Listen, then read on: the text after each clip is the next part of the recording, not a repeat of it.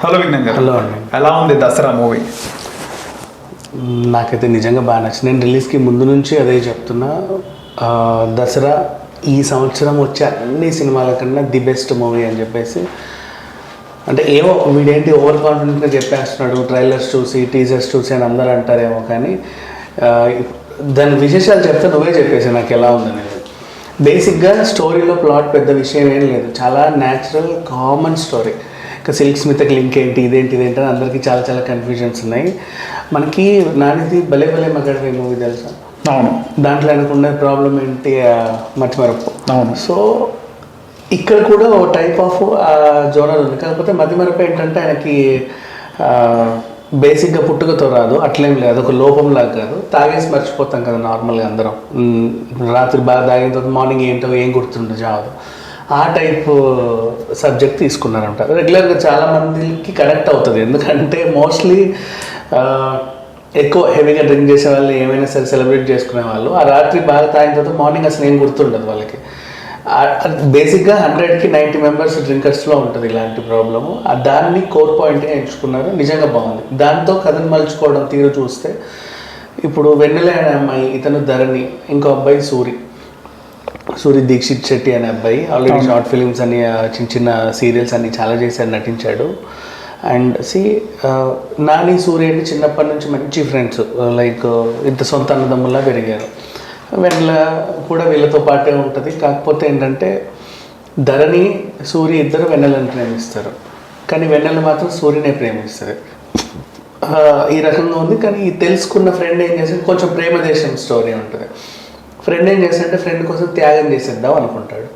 సరే కూల్, అంతవరకు బాగానే ఉంది. కానీ ఈలోపు ఏమైందంటే విలన్ చేత సూరి అటాక్ చేయడము ఇట్లాంటివన్నీ ఉండేసరికి వాళ్ళు చంపేయడానికి ట్రై చేయడం, చంపేయడం, ఇవన్నీ కూడా నానికి కొంచెం ఒక టైప్ ఆఫ్ ఇది తెస్తుంది. తెలిసిందే కదా, సొంత ఫ్రెండ్ ఇంతున్నప్పుడు ఏదో అయితే. బేసిక్ ఇట్లాంటి క్యారెక్టర్స్ ఏ సినిమాలో చేసినా రెగ్యులర్గా వాళ్ళు చంపేస్తారు, ఎందుకంటే హీరోని డామినేట్ చేస్తుంది అనే రకంగా.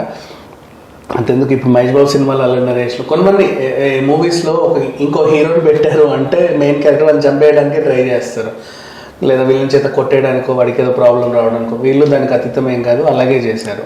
ఓకే. అండ్ కోర్ పాయింట్ అసలు ఎక్కడ టర్న్ అవుతుంటే ఇప్పుడు ఈ నాని మర్చిపోవడం అనేది ఎక్కడ ఉంటుందంటే, ఎప్పుడు వీళ్ళ ఊర్లో ఆ సిల్క్ బార్ ఏదైతే ఉందో, కళ్ళు తాగినా ఏం తాగినా కూడా అక్కడే మొత్తం 2 కులాల వర్గాలు ఉంటాయి, లైక్ అగ్రకులము తక్కువ కులం అనేసి. ఓకే. నాని ఏం చేస్తాడంటే సింగరేణి బొగ్గు కార్మికుడు కాదు, కాకపోతే ఆ నేపథ్యంలో అక్కడ ఏం జరుగుతుందంటే బేసిక్గా బొగ్గు లారీలు కానీ బొగ్గు ట్రైన్లు కానీ అట్లా ఆగి ఉంటాయి ఆ ప్రదేశాల్లో. చాలా మంది వాటిని దొంగతనం చేస్తారు. ఓకే. తెలుసు బేసిక్గా బెల్లంపల్లి, మంచిర్యాల, గోదావరి కని ఇంకొన్ని ఊర్లు ఉంటాయి అటువైపు, శాంతికని అండ్ మందమరి, సోమగూడ, ఇట్లా కొన్ని ఏరియాలు ఉంటాయి, అటు గోలేటీస్ ఇట్లా ఉంటాయి.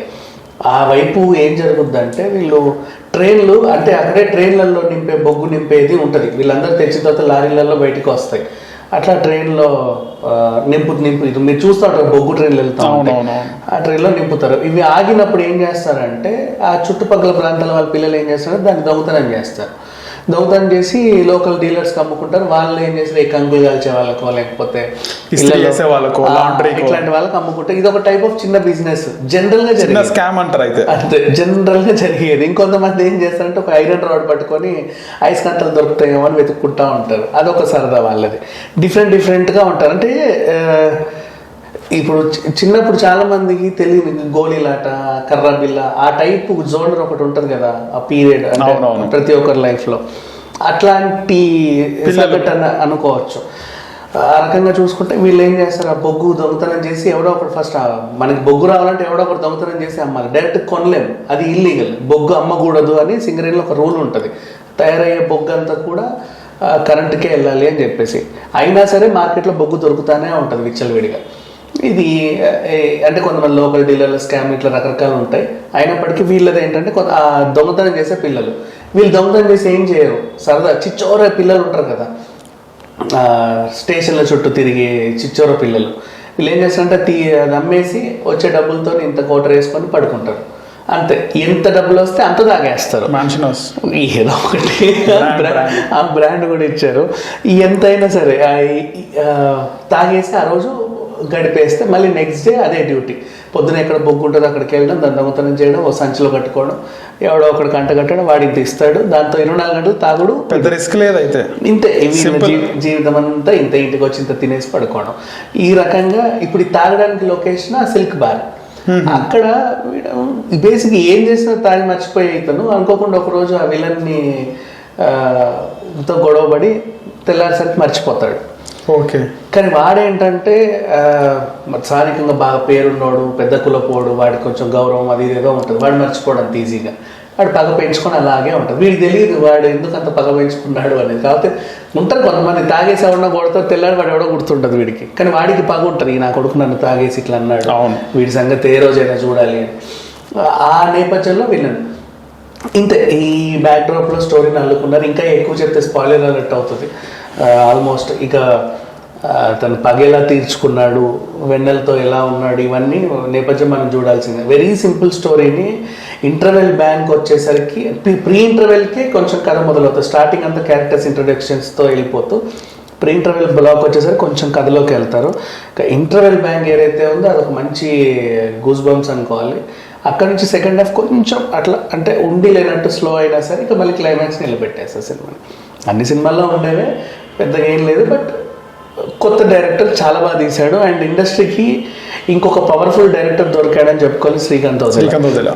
ఎక్సలెంట్ నరేషన్, అంటే చాలా సున్నితమైనటువంటి కథను ఎంచుకొని అంతే సున్నితంగా డీల్ చేసి దాంట్లో అంటే సున్నితం అని ఎందుకు అంటున్నానంటే ఇంత మాస్ కథని రక్తపాతాలు ఉన్నాయి, ఎందుకు సున్నితం అంటే అక్కడి ఎమోషన్స్ అవే, వాళ్ళు అక్కడ అలాగే ఉంటారు, అలాగే చేస్తారు. దాన్ని న్యాచురల్గా చూపించడంలో చాలా సక్సెస్ అయ్యాడు. అండ్ ఆయన కూడా చిన్నప్పుడు ఇంతకుముందు కథ చెప్పుకున్నాడు, వాళ్ళ తాత సింగరేణి గనిలో ఉంటే ఇతనే వెళ్ళి మందు తేవడం, అంటే అవన్నీ చూశాడు చిన్నప్పటి నుంచి. ఆ చూసి కళ్ళ కట్టినట్లుగా ప్రజెంట్ చేయడంలో మాత్రం సక్సెస్ అయ్యాడని చెప్పుకోవాలి.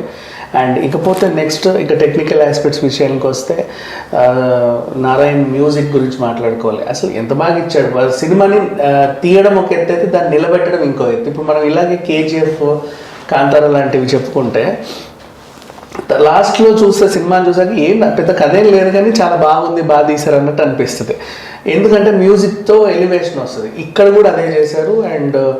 అండ్ ఇక సినిమాటోగ్రాఫర్ కానీ అందరూ A to Z ఎంత బాగంటే అంత బాగా పనిచేశారు. అండ్ ఇక ప్రొడక్షన్ వాల్యూస్ గురించి మాట్లాడుకుంటే కథకి ఎంత కావాలో అంతే పెట్టారు, చాలా న్యాచురల్గా తీశారు. ఇట్లాంటి సినిమాలు చాలా అరుదు. అండ్ చాలామంది పుష్పతో పోలికలు పెట్టారు, కానీ అంటే లుక్, గెటప్, మాస్ పోలికలు ఉన్నాయి. అంటే అదొకటి. ఇప్పుడు ఆయన చేసేది స్మగ్లింగే, ఈయనది దొంగతనమే, పెద్ద విషయం ఏం కాదు. ఆయన గంధపు చెక్కలు ఎంచుకున్నాడు, ఎర్రచందనం ఎంచుకున్నాడు, అది కొంచెం కాస్ట్లీ. ఇది కొంచెం మరీ చీప్, ఊరమాసు అంతే. ఇక అంటే అది పెద్ద స్కామ్ ఏదో ఉంటుంది, లక్షల కోట్ల విలువైన సొమ్ము తర్వాత. కానీ స్టార్టింగ్ కూడా ఇలాగే ఉంటుంది, అది కూడా ఇంతే. అఫ్ కోర్స్ స్టార్టింగ్ ఇంతే, తర్వాత వీళ్ళది మరీ చిల్లర. అంటే బొగ్గు నువ్వు ఎంత చెప్పినా బస్తా నువ్వు ₹1,00,000 తమ్మలేవు దాంట్లో. అంతే. ఆ ట్రైన్ ఒక భోగి నిండిన బొగ్గు కూడా ₹1,00,000 రాదు. సో అది వాళ్ళ ఆనందం అదే. వాళ్ళకి వచ్చే 200, 300 చాలా సంతోషం. ఆ రోజు తాగామో ఉన్నామో వాళ్ళు, నీ దగ్గర ఎంతున్నాయి, నా దగ్గర ఎంతున్నాయి అని చెప్పి అందరు వేసుకొని ఒక 500 జమ అయితే ఇద్దరు కలిసి తాగి పడుకుంటారు. ఇంతే. చాలా న్యాచురల్ స్టోరీ. ఇంకా సాంగ్స్ విషయానికి వస్తే మనం విన్నదానికంటే స్క్రీన్ ప్రెజెన్స్ ఇంకా చాలా బాగుంటుంది. ఇక ఓరివారి సాంగ్ అయితే స్క్రీన్ మీద ఎంతో బాగుంటుంది. చెంకీలాంగి దానికైతే ఇక అసలు థియేటర్లో అందరూ అరుపులు కేకలు, ఇక వినపడదు, సాంగ్ వినపడదు, వీళ్ళు అరుపులు కేకలే వినిపిస్తాయి. ఆ రేంజ్లో ఉంది. ఓవరాల్గా చెప్పాలంటే ఈ సినిమాతో మాత్రం నాని ఖచ్చితంగా పాన్ ఇండియా స్టార్ అయిపోతాడు. అయిపోయాడు ఆల్రెడీ. అంటే ఎప్పుడో హీస్ ప్రూవెన్. కాకపోతే కొంచెం టైం పట్టింది దేశవ్యాప్తంగా ఇతనికి మంచి పాపులారిటీ రావడానికి. దీంతో మాత్రం అందరికీ బాగా రీచ్ అవుతారు. నాకు తెలిసి వీళ్ళు బాగా ఎంజాయ్ చేస్తారు. ఈ ఛత్తీస్గఢ్ అండ్ మహారాష్ట్ర వాళ్ళు ఉంటారు కొంచెం, మధ్యప్రదేశ్ వాళ్ళు. సింగరేణి అక్కడ కూడా ఉంది కొంచెం బొగ్గు, కోల్ మైన్స్. సింగరేణే కాదు, అక్కడ కోల్ ఇండియా అటు కూడా ఉంది బొగ్గు. వాళ్ళంతా ఇంకా ఇంతకంటే ఊరమాసు వాళ్ళు. స్కామ్ అని ఏం లేదు, బట్ ఊరమాసు బాగా. అంటే ఒక టైప్ ఆఫ్ తెలుసు కదా, ఇప్పుడు ట్రైన్లలో చూస్తూ ఉంటాం, బాత్రూమ్స్ దగ్గర ఉండి గుట్కలు నమ్ముకుంటుంటే ఊరమాస్ పీపుల్ ఉంటారు చూడడం, లోపల బనీనేసి పైన చొక్కా వేసి పిచ్చి పిచ్చిగా ఉంటారు. వాళ్ళ జీవితం వాళ్ళది. అట్లాంటి వాళ్ళు బాగా ఎంజాయ్ చేస్తారు. అంటే ఇది పాన్ ఇండియా లెవెల్లో రిలీజ్ అయింది కాబట్టి హిందీ ప్రేక్షకులకి అండ్ అందరికీ నాకు తెలిసి అందరినీ మెప్పిస్తుందని నేను అనుకుంటున్నాను. హీరో హీరోయిన్ మధ్యలో కెమిస్ట్రీ ఉందా?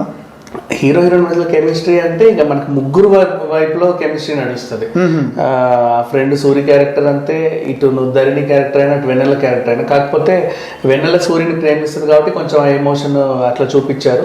హీరోయిన్ రన్ పట్ల కెమిస్ట్రీ అంటే వీడు ఎట్లా నేను త్యాగం చేయాలనుకున్నాడు కాబట్టి ఆ కోణంలోనే చూస్తూ ఉంటాం మనం. ఓవరాల్గా ఫైట్స్ ఎలా ఉన్నాయి? ఇక యాక్షన్ సీక్వెన్స్ గురించి చెప్పాల్సిన అవసరమే లేదు. అన్నీ ఒకటి రెండని కాదు, ఏ ఆస్పెక్ట్ గురించి మాట్లాడుకున్నా అన్నీ బాగున్నాయి. 360 degreesలో కంప్లీట్గా చూసుకుంటే 100% అందరికీ నచ్చే సినిమా. ఈవెన్ ఫ్యామిలీ ఆడియన్స్ కూడా చూడొచ్చు. అంటే పెద్ద మాస్ అవన్నీ మనం చూసినా కూడా ఫ్యామిలీ వాళ్ళకు కూడా నచ్చుద్ది. ఆ ఎమోషన్స్ కనెక్ట్ అవుతాయి. ఓ వీళ్ళు ఇంతేలే, ఇలాగే ఉంటుంది వాళ్ళ జీవితం ఇది అని. పుష్ప కనెక్ట్ అవ్వాలి ఫ్యామిలీ ఆడియన్స్కి. ఇది కూడా అంతే. బీజిఎం లెవెల్ ఎలా ఉంది? ఇదే ఎక్సలెంట్, అన్నీ సూపర్. ఈ దీంట్లో వంక పెట్టడానికి ఏం లేదు. కాకపోతే కథలోనే రొటీన్ స్టోరీ అని కొత్తదనం అంటే కొత్త స్టోరీ ఏం లేదు. కొత్త వాళ్ళు ఎంచుకున్న నేపథ్యం కొత్తది. అండ్ ఆ తరహాలో కొంచెం ముందుకు వెళ్తే సెకండ్ హాఫ్లో కొంచెం స్లో అయినట్టు అనిపిస్తుంది. విలన్ పాత్రలు బేసిక్గా అంతమంది ఉన్నా కూడా, ఆ సముద్రకని ఉన్నా, ఇప్పుడు మలయాళం నుంచి ఆయన్ని తీసుకొచ్చిన ఏదో కొంచెం వెళ్తాను అంటే అంత స్ట్రాంగ్గా రాసుకోవాలి. అంటే వీళ్ళకు ఉన్న విలన్కి అంత పెద్ద ఇంపార్టెన్స్ ఏం లేదు. అంటే ఆ గొడవ కూడా పెద్ద రీజన్ కూడా ఏం లేదు.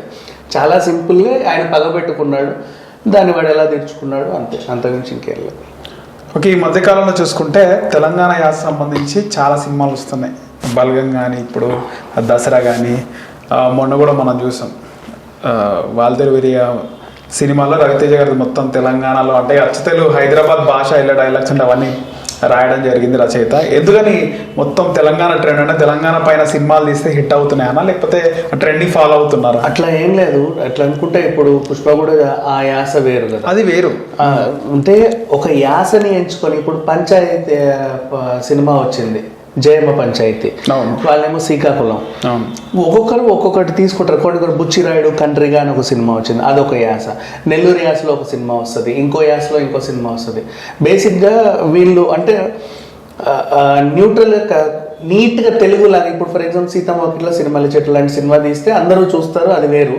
పర్టికులర్గా ఒక ప్రాంతాన్ని ఎంచుకొని అక్కడి ఈ విశేషాల్ని అందరికీ చెప్పే దాంట్లో ఈ మధ్య చాలామంది ఇంట్రెస్ట్ చూపిస్తున్నారు. ఈవెన్ యూట్యూబ్లో కూడా మనం చూసుకుంటే ఎవరో ఎక్కడో ట్రైబల్ పీపుల్ ఉంటారు, వాళ్ళు రెగ్యులర్గా ఏదేదో వంటలు వండుతూ వాళ్ళ అక్కడి కల్చర్ చూపిస్తూ ఉంటే అందరూ దాన్ని చూడడానికి ఇష్టపడతారు. ఇంకేదో ఫ్యాక్టరీలో జరిగేవి రెగ్యులర్ వాళ్ళు చూపిస్తే అందరు చూడడానికి ఇంట్రెస్ట్ చూపిస్తారు. ఈవెన్ ఒక అమ్మాయి బ్యాంకాక్లో జరిగేవి, ఇంకొకటి యూఎస్లో జరిగేవి కూడా ఇట్లా పెడతా ఉంటారు, ఇక్కడ ఇలా అవుతాయి అలా అవుతాయని ఇంట్రెస్ట్. సో ఇక్కడ కూడా వీళ్ళ ఒక నేపథ్యాన్ని, ప్రాంతీయ నేపథ్యాన్ని ఎంచుకొని కథలు అల్లుకోవడం వల్ల ఇంకో టైప్ ఆఫ్ ఫోకసింగ్ వస్తుంది. సో దాన్ని వీళ్ళు గ్రాప్ చేసుకుంటున్నారు. ఓవరాల్గా రేటింగ్ ఎంత ఇస్తారు ఈ సినిమాకి? నేను రేటింగ్ అయితే 4.5/5 ఇస్తా. 5 కూడా 0.5 కూడా ఎందుకు అంటే జస్ట్ కథ కొంచెం స్లో అయినందుకే మాత్రం. బట్ దీనికి ఆడియన్స్ పెట్టిన ప్రతి రూపాయికి వాడు ఎంజాయ్ చేసి బయటకు వస్తాడు. ఎవరికి ఎలాంటి డిసప్పాయింట్మెంట్ ఉండదు. రైట్ అండి, థ్యాంక్ యూ.